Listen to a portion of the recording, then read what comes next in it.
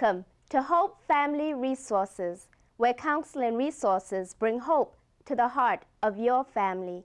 Today's program focuses on a psychological syndrome that all of us have experienced to some degree. It relates to our need for attention, affection, and approval. Let us now join Counseling Director Dr. Denise Mari and Recovery Counselor Tom Lamar as they discuss the deprivation complication. Dr. Mari, this is a brand new term for many of us. What do you mean exactly by the deprivation syndrome? By the deprivation syndrome, I mean the lack of a psychological birth, an emotional and social underdevelopment in the person. Actually, it is something that has become more common pretty much from the 1960s moving into the 1970s. Actually, the condition was researched a lot by two Netherlands doctors. That's doctors from the Netherlands, Dr. Anna Teru and Dr. Conrad Bars. You mentioned psychological birth. Is this something that many Christians refer to as being born again? Right. Well, many Christians do talk about being born again, but what they're talking about is a spiritual birth. But what we're referring to in the deprivation syndrome is actually a psychological birth, something which is actually more basic than a spiritual birth. It's actually part of a normal sequence of births that a human person goes through. For example, first there's the birth out of the womb, the biological birth. Then there is the psychological birth, which is the birth of the person into this world emotionally and socially.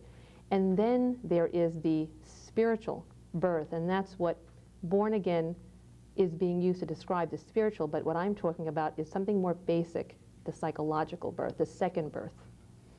Now, what are the signs of the deprivation syndrome of this psychological birth? Right, I think maybe we can isolate 5 most important signs. I think the first one we can refer to as a feeling of being alone, a feeling of isolation, being set apart, different from other people, feeling unwelcome, unwanted. And as a result of this, the person who is suffering the deprivation syndrome, feeling alone, really doesn't have any close friends, is more or less a loner. I would say that's the first sign. The second sign is really the feeling of being inferior, a feeling of being inadequate, not quite measuring up to the standards of other people, a feeling of being unacceptable. And as a result of this, a person who is feeling inferior then will really be very overly concerned with how other people are viewing him, and might be the kind of person that's considered oversensitive or is easily slighted by other people's comments about them. And a third? A third sign, I think, would be a feeling of insecurity. We're talking about a person who doesn't trust himself, who is lacking in self-confidence, someone who is not really comfortable in his own shoes. And as a result of that, in relationships, he is afraid to really define his own personal boundaries so that he really is not filling the place in the world that he's meant to occupy, and instead really may more tend to be dependent on other people and actually want to please other people rather than himself. So that would be a third sign. And then like a fourth sign, would despair be a sign?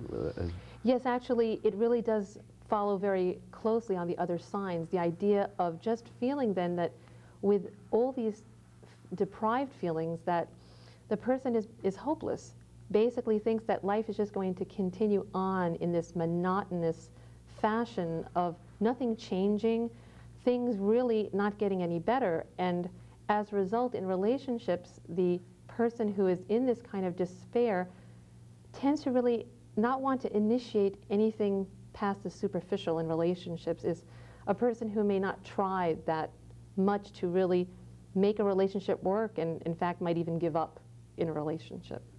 And finally, what would be another sign?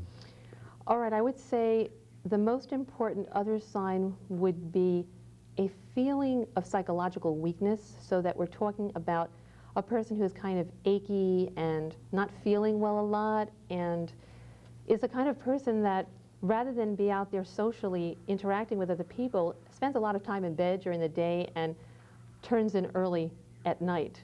And I think that gives you a little bit of an idea of the different signs, and different people have different sets of signs, and the signs differ in intensity. So not everyone may have the same intensity of despair. So what we're really talking about are degrees of the different symptoms, and different people, depending on how severe their level of the deprivation syndrome is, will have different sets of signs and different intensities of those signs. Mm. Now, okay, could you further describe like these different intensities, like a mild case? I would say a mild case of the deprivation syndrome would be a person who maybe lacks some self-confidence and is a bit of a lonely-hearted type of person. Lonesome heart, maybe would describe it.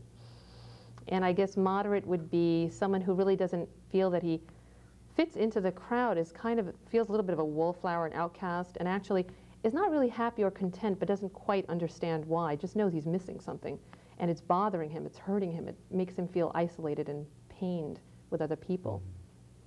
And maybe for a serious version, we'd be talking about a person who is actually miserable, feels that life is not worth living, to the point even of suicidal thoughts. And of course, in a profound case, it could actually really end up being a suicidal attempt on the person's life. So those would be the degrees, pretty much mild to severe and even profound.